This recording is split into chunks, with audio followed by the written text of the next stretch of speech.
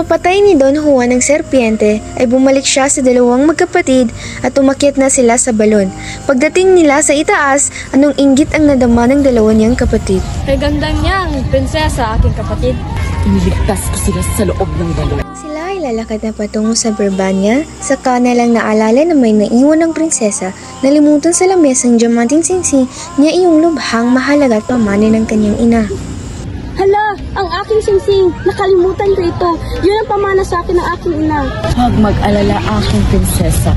Kayo ay maghintay rito at ang balon ay aking babalikan at kukunin ang naiwan. Giliw ko, ang singsing ko ay bayaan. Ang pagparoon mong mag-isa ay aking inaalala.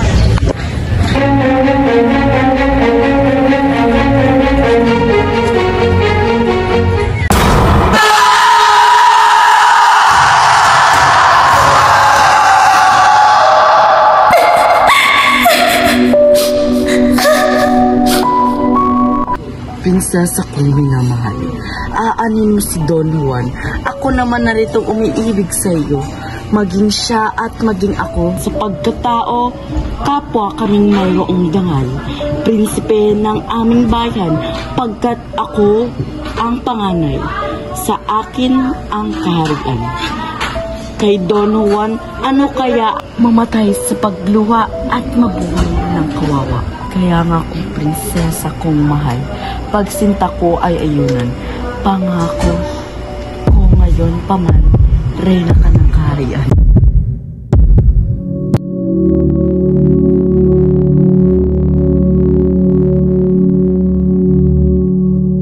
Sumusuway sa utos mo, haring mahal. Hiling ko po lamang na ipagliban mo na ang kasal. Di rin namin natagpuan ng bunsong minamahal. Sa aming kapaguran, ito ang aming natagpuan. Mga makapangyarihan, ang inyong pong kalooban siya ang naming ginagalang. Kung ako po ang tatanungin, si Leonora ang aakin. Si Don Diego naman ay ikakasal kay Don Juan ng Butigan. Pagbigyan si Leonora, magpatuloy sa panata, Pedro. Pasasahan bagang di matutupad ang nais. Ikaw naman, Don Juan, sa anak kong pangalawa, kasal ninyo ay handa na, pati na gagawing pesta. Nagsaya ang Birbania sa ginawang pista, samantalang sa Armenia si Don Juan ay nagdudusa.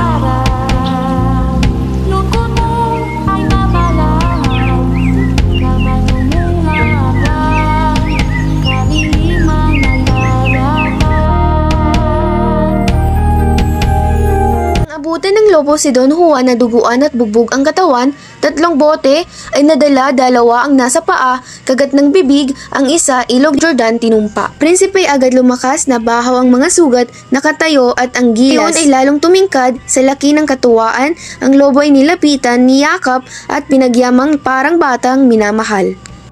Nagunitan ni Don Juan ang singsing ng kanyang sinta. Malapit na sanang makarating si Don Juan sa kaharian ng Birbania, ngunit ito ay nakaramdam ng pagod at pinag-isipang magpahinga sa isang punong kahoy. Sa kanyang pagkagulaylay, ang ibong Adarna ay dumarating. Ang prinsipe na tanaw at nakilala naman.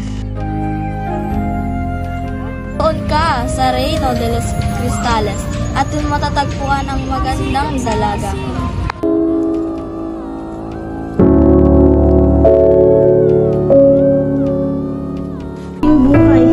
Ito't dusat lumbay, ano't di ka dumaratal, ikaw kaya napasaan. Hindi ka na nabalisa, gayong ako ay nasa dusa. Walang gabi at umagang di ikaw ang aking pita. Pag-asa ko, aking giliw, bay ka at darating din. Darating ka at hahanguin si Leonora sa hilahi. Pagkat kung di ka binuhay ng lobo kung pinapawalan, kaluluwa mo man lamang sa aking matanaw.